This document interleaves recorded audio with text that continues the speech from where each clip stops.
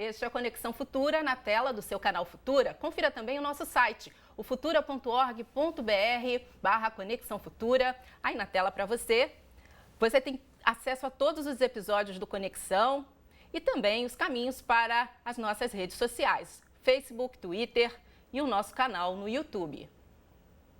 A Conferência da ONU sobre o Clima, que aconteceu no Marrocos em novembro, terminou com o compromisso de que o Acordo de Paris será cumprido. Uma resposta ao futuro presidente dos Estados Unidos, Donald Trump, que ao ser eleito anunciou que não cumprirá o acordo porque não acredita em aquecimento global. Só para lembrar, o Acordo de Paris foi assinado por 195 países durante a COP21, ano passado na França.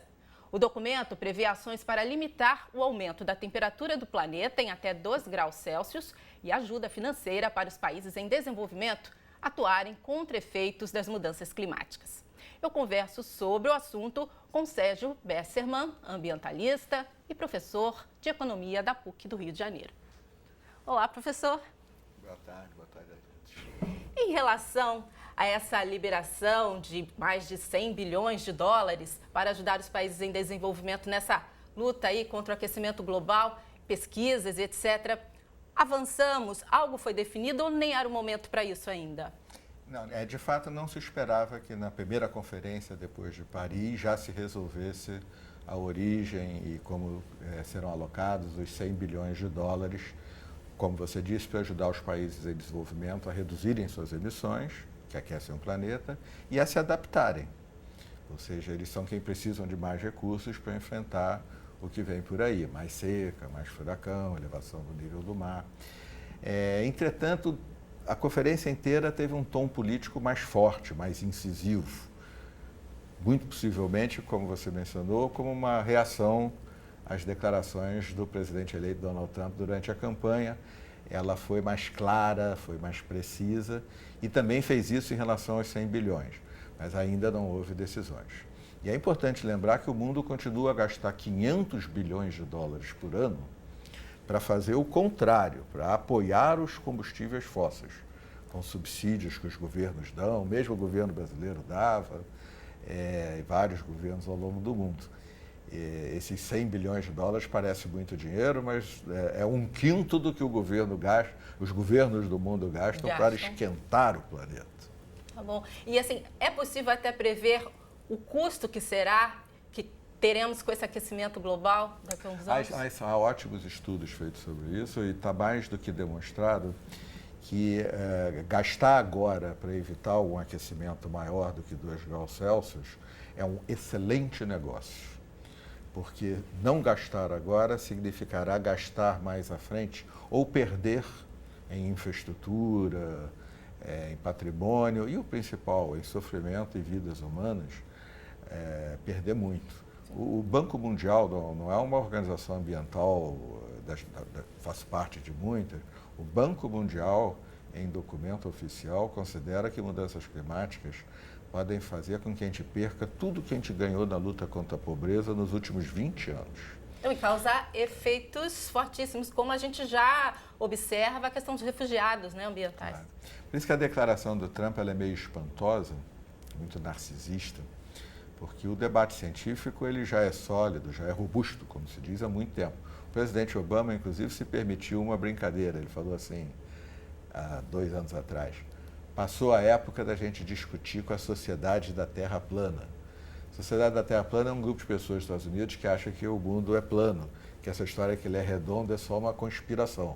Então, a turma que não entende que aquecimento global é um dos principais problemas da humanidade nas próximas décadas, é mais ou menos como a turma que acha que a gente nunca chegou na Lua, ou que a Terra não é redonda, ou alguma coisa desse tipo. E é um problema não só de todos, mas é um problema especialmente dos mais pobres. Daí a importância desses 100 bilhões e de outros mais pobres no mundo inteiro, moram nos lugares mais vulneráveis e têm menos recursos para se defender. Sim. Esse é o cerne da questão, talvez. E agora, os Estados Unidos realmente se retirando desse acordo, pode gerar o quê? Bom, primeiro, não é tão simples se retirar do acordo, diplomaticamente falando. Em segundo lugar, o presidente dos Estados Unidos é uma democracia consolidada, de mais qualidade, tem muitos pesos e contrapesos, ele não faz o que ele quer, tem que discutir. É de fato que o presidente Trump terá maioria, tanto na Câmara quanto no Senado, mas ele também terá a opinião pública, que Sim. Hoje as pesquisas mostram que mudou completamente nos Estados Unidos e que uma imensa maioria considera o aquecimento global um problema grave. Eliane, vou lembrar que grande parte da popularidade do último presidente republicano, antes de Obama, George Bush Filho, foi perdida com o furacão Katrina. Foi com a guerra do Iraque também, mas foi com o furacão Katrina. E as declarações dele, mais ou menos nesse mesmo estilo, eu não acredito nisso, a ciência, etc., se voltaram contra ele e ele perdeu popularidade assim. Infelizmente, eventos como esse, o furacão Sandy em Nova York, o furacão Katrina em Nova Orleans, incêndios na Califórnia, às vezes o esfriamento, os aeroportos dos Estados Unidos pararam, talvez alguns telespectadores lembrem, Sim. porque nevou demais. E aquilo era aquecimento Deve ter global. 2 anos. 2 anos Dois a atrás. 3. Aquilo foi um deslocamento do vórtice, do que se chama vórtice polar, causado pelo aquecimento global. Essas coisas vão continuar acontecendo e os norte-americanos, a população, sendo impactada por essas coisas, como todos no planeta, eu não sei se o presidente Donald Trump não terá pela frente uma opinião pública exigindo Ferrenha, ação. provavelmente. Possivelmente. Agora, o Brasil, como se comportou na COP22? O nosso governo apresentou uma meta de reduzir em 37% até 2025 a emissão de gases poluentes. Foi uma boa oferta, um bom posicionamento? É um bom posicionamento. Está no mesmo estágio dos outros, de todos os outros países, quer dizer, ainda não está muito clara a execução, de como é que ela vai ser financiada, mas é uma boa proposta. O Brasil ajudou no tom incisivo político. O ministro do Meio Ambiente e o presidente da República vetaram, estava em discussão sobre energia no Brasil, a possibilidade de um apoio ao carvão. Sim. E o presidente fez uma carta dizendo que isso não ocorrerá. É um tema muito importante porque o carvão é talvez o principal problema na geração de energia. E é a base da energia chinesa, da base da Índia, da Polônia. E foi importante o Brasil dizer que ele vai para renováveis e não ia botar um pé para trás com o carvão. Então a gente fez um papel politicamente relevante e a nossa proposta é boa. Mas falta muito, é só o iniciozinho da estrada. A proposta é boa. Agora tem que ver como é que ela acontece. É a maior proposta de restauração florestal do mundo. É algo que modifica a superfície do planeta. Agora, a crise que a gente passa, a nossa crise da economia, ela interfere porque isso tudo tem que ser financiado. Tem que haver coerência no sentido de entender que o Brasil talvez seja o único país do mundo que, se o mundo for realmente por baixo carbono, quiser ficar em 2 graus Celsius, ou um pouquinho mais, porque pessoalmente acho que 2 graus Celsius já está muito difícil, o Brasil é o único país do mundo que tem a ganhar em competitividade. Todos os outros vão gastar mais. Nós também vamos gastar, mas a nossa infraestrutura é muito ruim. Então a gente tem que mudar ela de qualquer maneira para ser mais produtiva. A gente pode mudar ela e, ao mesmo tempo, limpar. Afinal de contas, a gente é um país continental que transporta carga em caminhão a diesel. A Amazônia é de uma riqueza, para quem pensa em biotecnologia e coisas desse tipo, é como se fosse a biblioteca de Alexandria do DNA. E nós temos uma chance de alimentar o mundo com alimentos neutros em carbono, ou que não esquentam o planeta, e oferecer ao mundo biotecnologia, biomassa, florestas, tanto as florestas naturais quanto as florestas plantadas, junto com energia solar e energia eólica. A biomassa é um componente fundamental para substituir os fósseis. Então, para o Brasil é uma oportunidade. Em vez de uma mágica para a gente ficar rico de repente, tipo pré-sal, uma coisa Sim. desse tipo, descobrir o baú no fim do arco-íris, vamos construir isso como estratégia econômica. E muitos países têm a perder.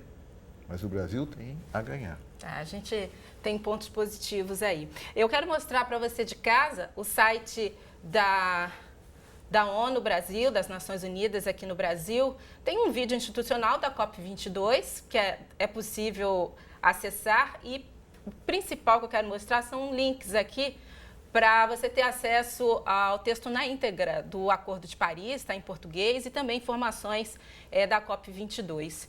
Quero fazer uma última pergunta, professor. A gente teve a polêmica do Trump nessa edição da conferência, mas o clima mesmo deve esquentar nas próximas, né? Por quê?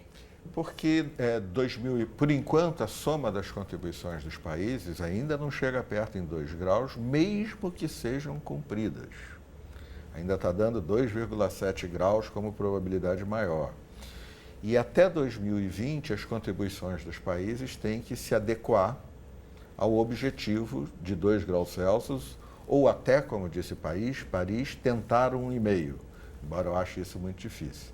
Ao mesmo tempo, tem que se resolver o financiamento dos mais pobres, os 100 bilhões de que você falou. E, ao mesmo tempo, terá que se enfrentar, ninguém sabe o que será o governo Trump, mas não deixa de ser uma sinalização complicada. O principal país do mundo, em vez de impulsionar, como o Obama vinha fazendo, se colocar numa posição de retaguarda ou até retrógrada. Então, na medida que a gente for caminhando para 2020, a gente tem que prestar muita atenção ao programa, ao Canal Futura, ao site, e também temos que agir. Todos nós somos... Inclusive, nós em casa... Somos cidadãos das cidades em que moramos e somos cidadãos do planeta. Então, precisamos fazer o que...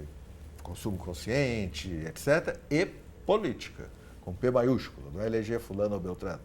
É fazer com que os governos do mundo, o governo do Brasil, o governo das nossas cidades entendam que combater o aquecimento global é uma das questões mais decisivas da história da humanidade, principalmente para os mais pobres do planeta. Bom, Sérgio Bessermann, obrigada pela sua participação aqui no Conexão Futura. Um abraço. Na próxima entrada do Conexão, vamos falar sobre o uso da tecnologia digital por crianças e adolescentes. Você, claro, não pode perder essa discussão. A gente volta já já com mais Conexão Futura.